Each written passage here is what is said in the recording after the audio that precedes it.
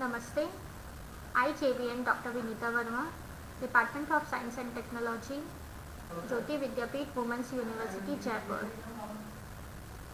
Our today's topic is OOPS, Object Oriented Programming Language. Now, OOPS revolve around data. The main programming unit of OOPS is the object. An object is a representation of a real-time entity and consists of data and methods or functions that operate on data. In this way, data and functions are closely bound and data security is ensured.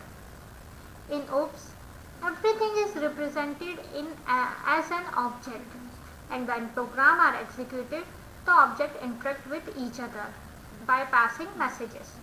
An object need not know the implementation details of another object for communicating. OOPS support various features like classes, encapsulation, abstraction, inheritance, and polymorphism. By using OOPS, we write programs using classes and objects by utilizing the above features. A programming language is said to be true object-oriented programming language if everything it represents is using an object. Smalltalk is one language which is pure object-oriented programming language. Okay, I repeat, Smalltalk is one language which is pure object-oriented programming language. On the other hand, programming languages like C++, Java are said to be partial object-oriented programming language. Okay. C++ language was designed with the main intention of using OOPS features to C language. You read about the C language already.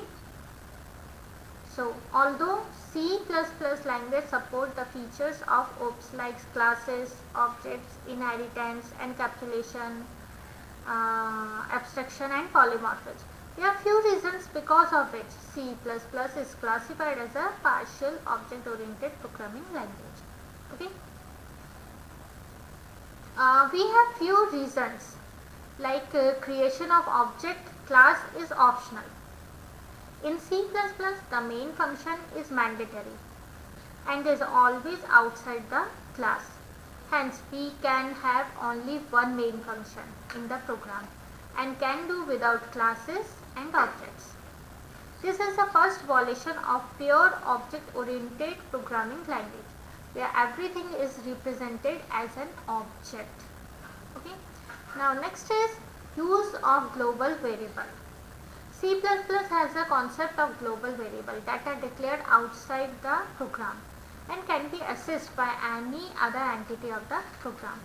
This violates encapsulation through C++ encapsulation with respect to classes and objects. It does not take care of it in case of global variable. Okay. Now the third one is presence of a friend function. C++ support a friend class or function that can be used to access private and protected members of other classes by making them a friend. This is yet another feature of C++. Okay.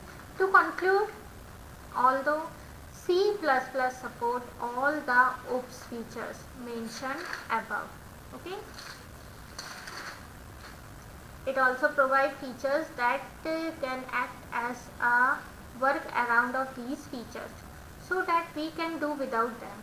This makes C++ a partial object-oriented programming language. Now, we discuss about OOPS features. Okay.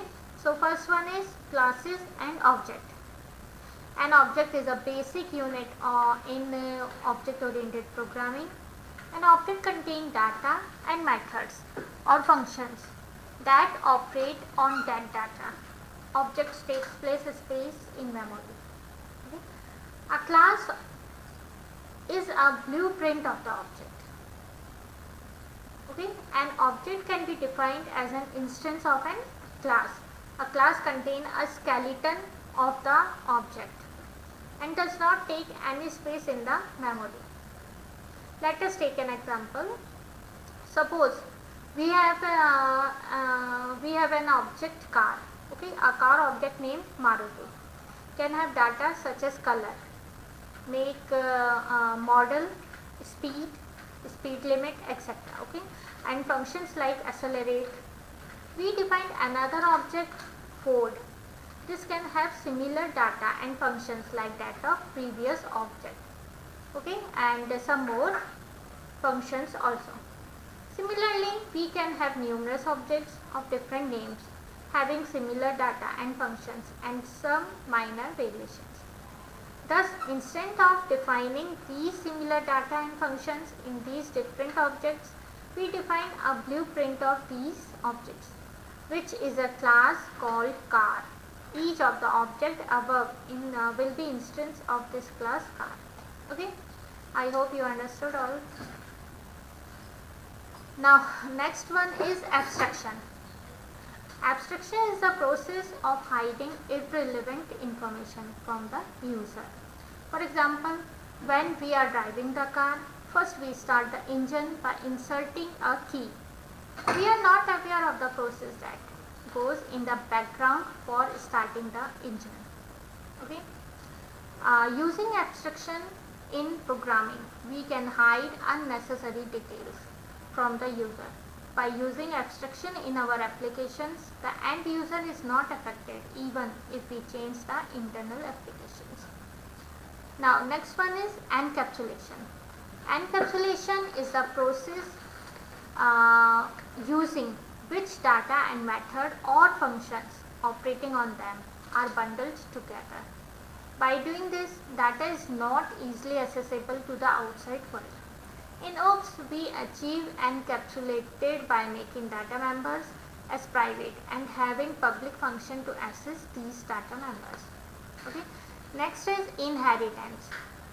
Using inheritance, object of one class can inherit or acquire the properties of the object of another class. Okay. Inheritance provides reusability of code. As such, we can design a new class by acquiring the properties and functionality of another class. And in this process, we need not modify the functionality of the parent class.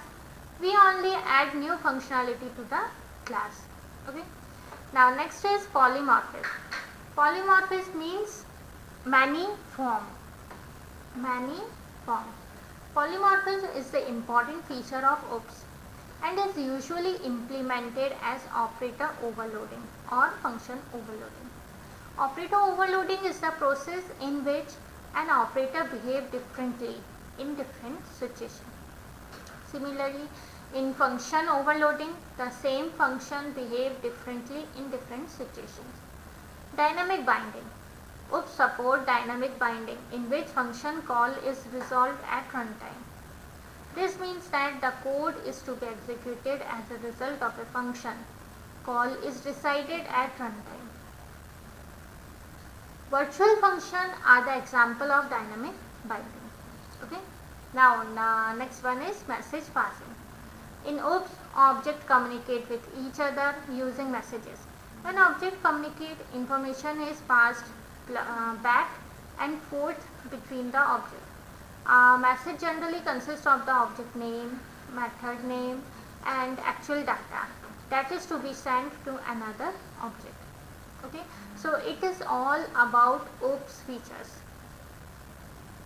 Okay. So what we read? We read about first one is classes and objects, then abstraction, then encapsulation, inheritance, polymorphism, dynamic binding, and message passing. Okay. So our next topic is advantages of OOPS. There are many advantages of OOPS. First one is reusability.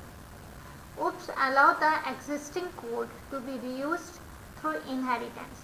We can easily acquire the existing functionality and improve on it without having to write the code again. This results in less code. Okay. Now, next one. Modularity. We modularize the program in OOPS. It is easy to modify or troubleshoot the program. If the program occur or new feature or enhance is to be added. Modularization also helps in code clarity and makes it more readable. Okay. Now next is flexibility. OOPS help us with flexible programming using the polymorphins feature. As polymorphins takes many forms, we can have operators or functions that will work with many objects and thus save us from writing different functions for each object. Okay. Now maintainability. It maintains code is easier as it is easy to add new classes, objects or without much restructuring or changes. Okay. Now next one is data and information hiding. OOPS adds us in data hiding, thereby keeping information safe from leaking. Only the data that is required for the smooth functioning or the program are exposed to the user by hiding instructive details. Okay. Now, in all, we conclude that OOPS is the most important and flexible programming paradigm of modern programming. Okay. It is specifically useful in modeling real world problems and thus it is very popular. So we have discussed about the features of OOPS and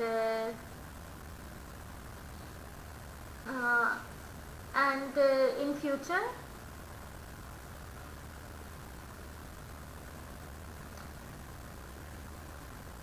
then our next topic is C++.